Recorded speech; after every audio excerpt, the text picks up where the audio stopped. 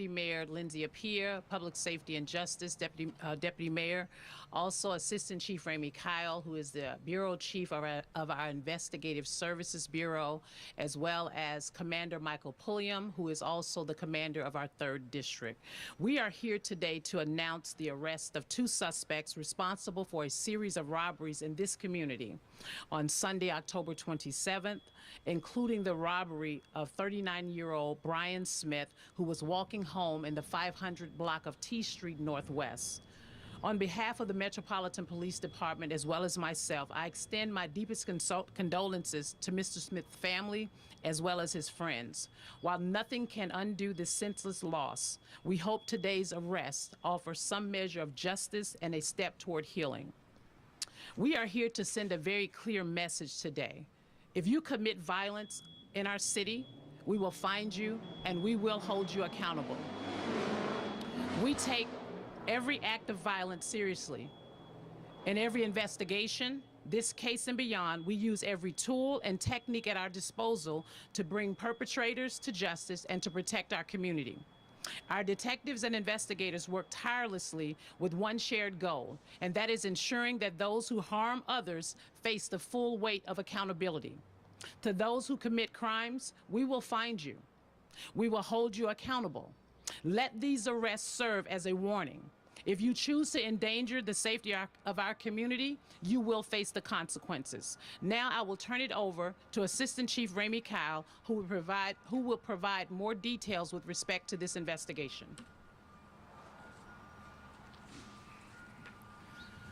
Good morning. I'm Ramey Kyle, Assistant Chief of Investigative Services Bureau. At 5 a.m. on Sunday, October 27th, 3rd District officers responded to the report of an unconscious person in the 500 block of T Street Northwest. Officers located Brian Smith unresponsive on a sidewalk. Smith was transported to an area hospital where he was admitted for treatment of critical injuries. There was no evidence of a crime on T Street.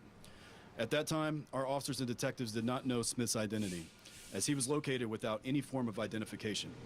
His identity was learned later that day after friends and family reported him missing.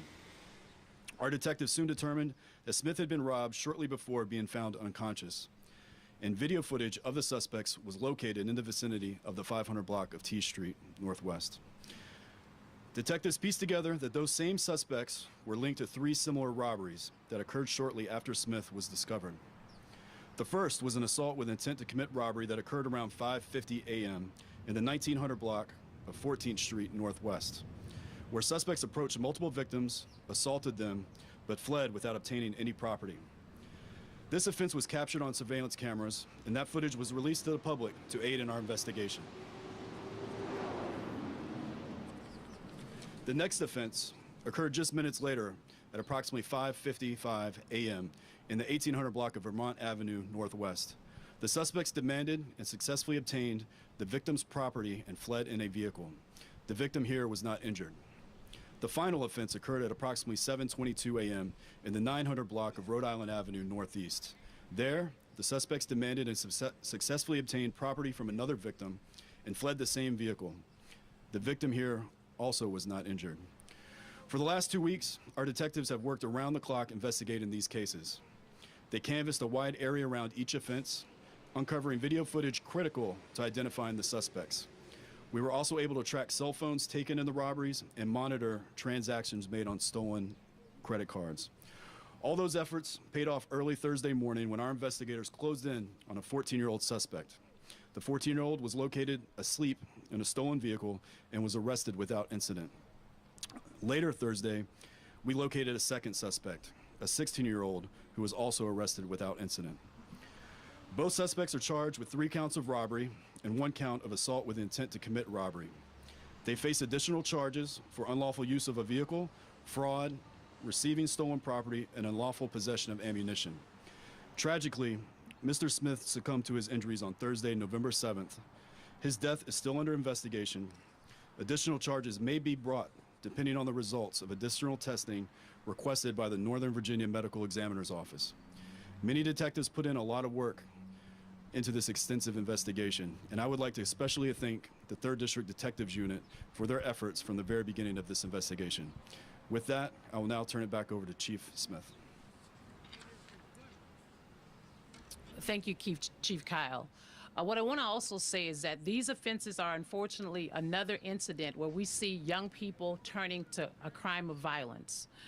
It is always and has been my top priority to continue our efforts with working with and engaging our youth, and we will continue to work with our government partners and our community to put forth whatever measures we need to ensure that our young people are moving in the right direction. As you heard, cameras played a critical role in solving this crime. That's why we continue to urge members of our community, business owners, to please register your cameras or your security cameras with Camera Connect DC so that we can build out our network. The faster we're able to track down critical investigative leads, the quicker we are to bring a lot of these cases to closure. I also want to address some concerns we heard from the community in the last few weeks. There is no indication at this time that these 4 robbery cases were motivated by hate or bias. There is no connection between these offenses and a potentially hate-motivated assault that occurred earlier that morning in the 1900 block of 14th Street Northwest.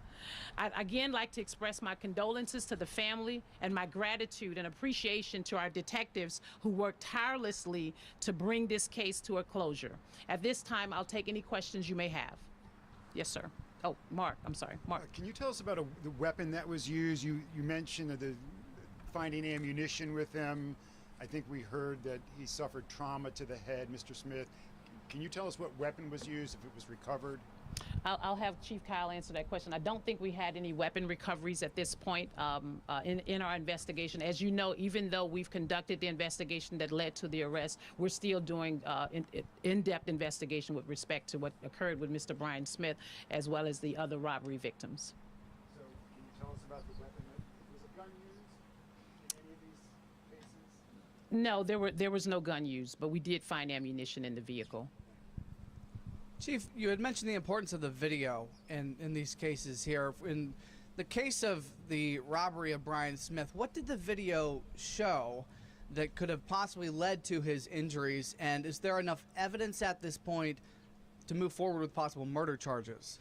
Well, as you know, a lot of these cases are under investigation. They have to be presented to the U.S. Attorney's Office or the Office of Attorney General in this case, because they're juveniles, for further investigation. So I won't go into the details of what was on the video.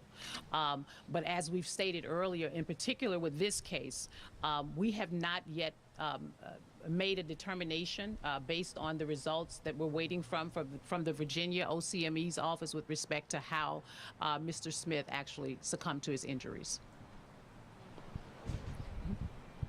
The Office of Chief Medical Examiner of Virginia, why are they handling that case? I believe Mr. Smith was transported to Virginia for further medical treatment, which is where he succumbed to his injuries. Okay. So, was there an issue with D.C. hospitals at the time or something? No. What was the reason why he was sent to Virginia? I don't know the reasons with respect to that. You'd probably have to speak with his family. Okay, thank you. Yes, sir.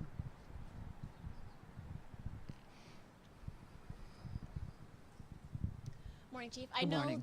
You shared that the attacks themselves were not connected. And speaking with the suspects, did they share a motive or why they chose to do this? At this point, they have not. I think one of the individuals did identify himself on one of the videos, which also led to us making the arrest. I know you also mentioned, I believe you said the 14-year-old suspect was found in a car in the early morning. Yes, ma'am. Do you know if he had guardians? Was he someone that was unhoused, or his situation? So both of these individuals are D.C. residents. These young children are D.C. residents. I'm sure they have parents. We have made some contact with one of the individuals' guardian or parent, but we're still continuing with the investigation with respect to the who, what, when, where, and why these young people were out. And I've said it on many occasions, young people should be at home, and they should be parentified by an adult to ensure they know where their children are at all times. Had these two suspects had interactions with police in the past, from your knowledge? I don't think so, because they're juveniles. Okay, we cannot provide that information because they're juveniles. Understood. Thank you. You're welcome.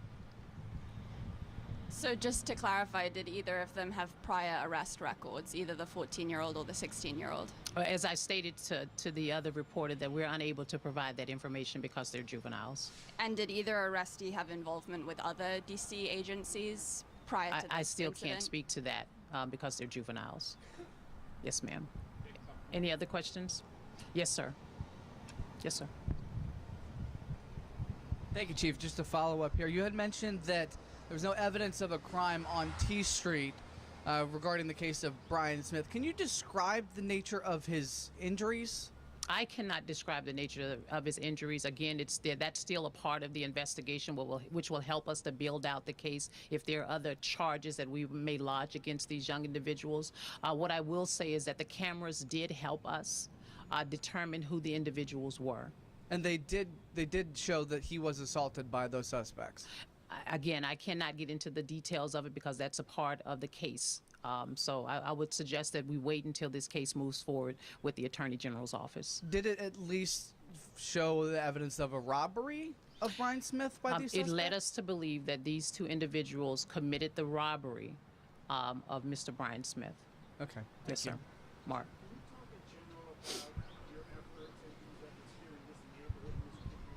Yes. Yes, and thank you for that question, Mark. You know, one of the things that I did just recently was that I assigned a commander to oversee our district investigations division, and what that will do is help us to really look at a lot of the pattern robberies that we've been seeing in these areas, and they will be focused on doing just that across our city. In this area in particular, we have managed to put up additional cameras in this location. We have also, and I'll use this, extended a traffic box in certain areas of U Street, specifically on Friday, Saturday, and Sunday nights. We are now using our drones as an opportunity to really get a pictorial view of what's happening in this particular community, and we're also making sure that our Falcon is up whenever we hear a report of any robbery. So we are very intentional about our robbery suppression initiative being launched in this area, especially on nights where we've seen patterns of robberies occurring in this community. Yes, sir. Yes, sir.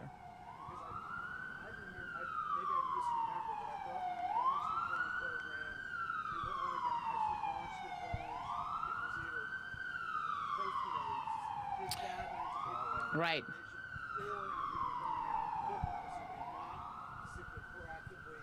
Right.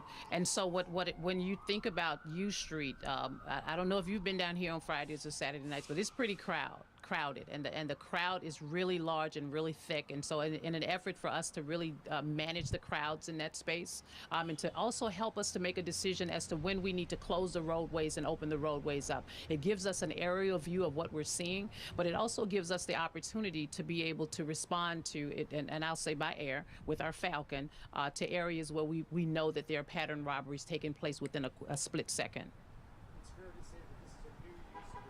It is a new use of the drone, and we will continue to use whatever technology that we have to ensure that we are fighting crime here in the District of Columbia. Yes, sir. Chief, you started by saying this is another instance of young people being involved with violence. Sometimes we hear that young people get involved because they specifically don't think they'll face serious criminal charges because they're underage.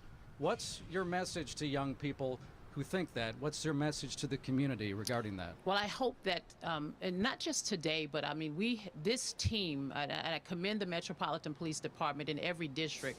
They work very tirelessly whenever we are engaged in a pattern robbery of crimes or any crimes that are occurring across our city. And we saw an uptick, if you will, or an increase of juveniles engaged in a lot of criminal activity last year. We've seen that kind of come down a little bit this year, but it's still not where we need young people to be. And my message to young people is what I said at the beginning. If you commit a violent crime here in this city, we will find you and we will hold you accountable. Thank you, everyone. No, just one 2 seconds. one note in this area, because we talk about whole of government response. So one of the things that happens in this community, and we'd be remiss not to recognize our partners at DPW, DDOT, CSOSA, ABCA, Fire EMS that are out every Friday and Saturday night, and then on Sunday nights really working together to do enforcement, to help with crowd management, all in this corridor and also in the Connecticut Avenue corridor, our two real heavy nightlife corridors. So we believe in a whole of government response. Certainly MPD takes the lead, but it takes really all of us on Fridays and Saturday nights to manage what's happening down here. So we want to make sure that we recognize the efforts of our government partners as well. Thanks. All right.